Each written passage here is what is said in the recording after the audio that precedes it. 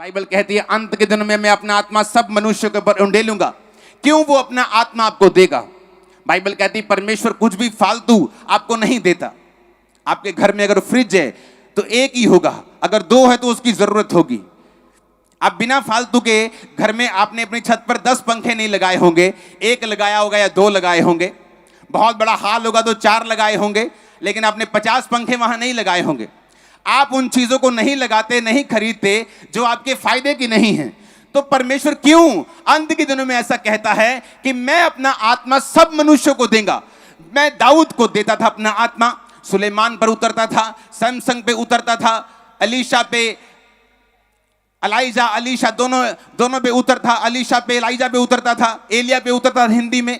हाँ, उसका आत्मा सैमसन पे उतरता था, शमूएल पे उतरता था, किसी पे उतरता था। लेकिन वो क्यों ये कह रहा है कि अंत के दिनों में मैं अपना आत्मा सबको दूंगा। मैं 12 साल वाले को भी दूंगा, मैं 80 साल वाले को भी दूंगा, विश्वासी को भी दूंगा, प्रेरित को भी दूंगा, पास्टर को भी दूंगा, वॉलंटियर को भी दूंगा, एक 6 महीने के विश्वासी को भी दूंगा। वो क्यों आपको अपना आत्मा देना चाहता है? वो क्यों आपको ब्लेस करना चाहता है अपनी आत्मा के साथ? वो आज भी ऐसा क्यों नहीं करता कि मुझ पे पवित्र आत्मा उतरे, मैं आपके लंगड़ों को चंगा करूं, आपके अंधों को आंखें दूं यीशु के नाम में और आप मेरे पीछे चलें? लेकिन बाइबल कहती है अब नए नियम में ऐसा नहीं है। नए नियम में उसने कलीसिया में प्रेरित ठहराए हैं, सबसे पहले भविष्यद्वक्ता ठहराए हैं, इवेंजलिस्ट ठहराए हैं, पास्टर्स ठहराए हैं, टीचर ठहराए हैं।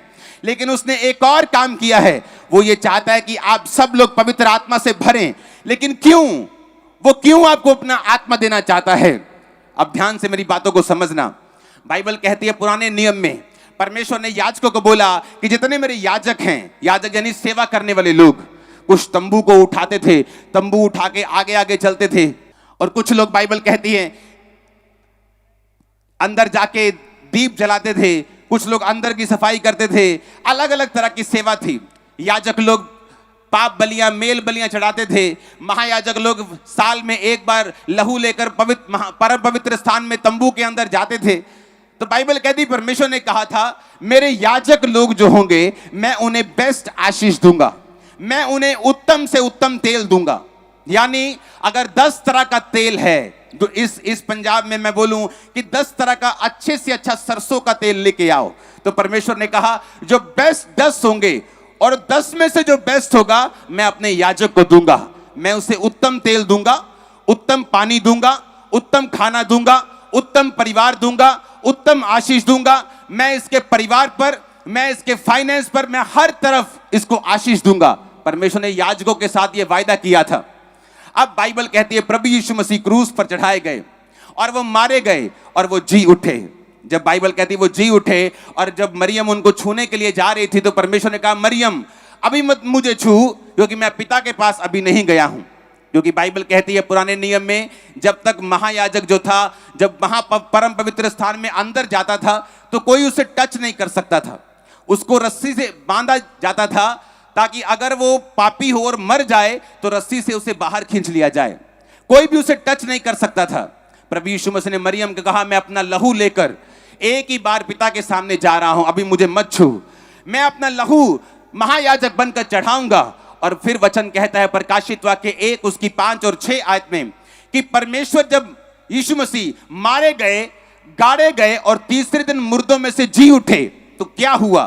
परमेश्वर ने अब वो याजक वाला पुराना नियम खत्म कर दिया और बाइबल कहती है अब जितने परमेश्वर को मानेंगे वो सारे याजक कहलाएंगे और वो सारे राजा कहलाएंगे। अब आपको अपने पाप माफ करवाने के लिए मेरे पास आने की जरूरत नहीं है। आपको अपने पाप माफ कराने के लिए याजक के पास आने की जरूरत नहीं है। आप खुद याजक हैं। आप खुद अपने पापों की क्षमा के लिए प्रार्थना कर सकते हैं और परमेश्वर के सामने जा सकते हैं। हमारा महायाजक प्रभु यीशु मसीह बन गए और हम सब लोग याजक बन गए।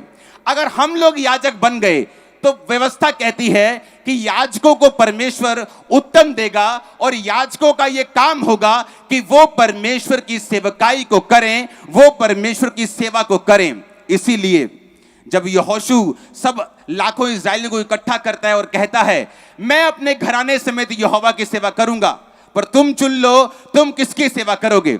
अगर सेवा थोड़े लोगों ने करनी होती, अगर परमेश्वर की आज भी ये इच्छा है कि मैं सेवा करूं, मेरा घराना ना करे, आप सेवा करें, आपका मोहल्ला ना करे, बस एक एक लोग चुने जाएं और वो सेवा करें और बाकी नहीं। लेकिन बाइबल कहती है, यीशु मसीह ने कहा अब तुम जाओ, मत्ती 28 उसकी 18 से 20, तुम जाओ और सब जातियों के लोगों को चेला बनाओ, उन्हें बाप बेटा पवित्र आत्मा के नाम से बपतिस्मा दो, सब बातें जो मैंने तुम्हें मानना सिखाई उन्हें मानना सिखाओ, और देखो जगत के अंत तक मैं तुम्हारे साथ हूं। परमेश्वर ने किसको कहा? ये चेलों को नहीं बोला, चेलों को नहीं कहा। जब परमेश्वर ये वचन दे रहे थे तो वचन कहता है वहां 500 से अधिक लोग मौजूद थे, वहां 12 प्रेरित भी मौजूद थे, यहूदा इस्करियोती को छोड़ के वहां पे और भी लोग मौजूद थे, आने वाले प्रेरित, अपकमिंग प्रेरित, पास्टर्स, टीचर, इवेंजलिस्ट, विश्वासी सब मौजूद थे। अगर परमेश्वर ने सिर्फ प्रेरितों को बोलना होता कि जाओ सेवा करो, तो परमेश्वर पब्लिक में ऐसा मैसेज ना देता, पर उसने बाइबल कह दी 500 लोगों के बीच में मैसेज दिया, अब तुम लोग जाओ और मेरी सेवा करो, क्योंकि तुम लोग याजक बन चुके हो।